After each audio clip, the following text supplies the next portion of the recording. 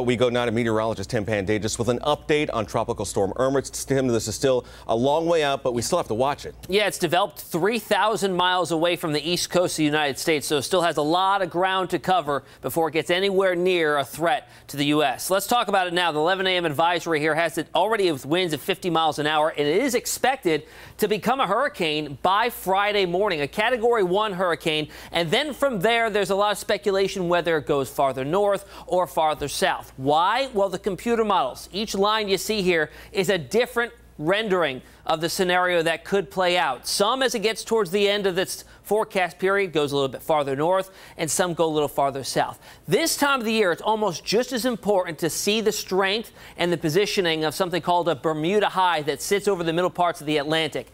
If it was to be rather weak, that'll usually drive these systems to move west and then do that little loop out to sea, and we call it a fish storm at that point. If it's just a little bit stronger and positioned a little bit farther towards the west, it'll actually push it right towards the eastern seaboard. If it's really, really strong, then it'll push it even farther to the west and way south of our region and into the Gulf of Mexico, an area that obviously does not need it anywhere soon. Now, there has been several areas of concern that have developed over the past 30 years. Since 1987, the Cape Verde hurricanes, this is what that would be, 9 of them have made landfall as a Category 1 or greater. 16 total landfalls during that time frame in September alone.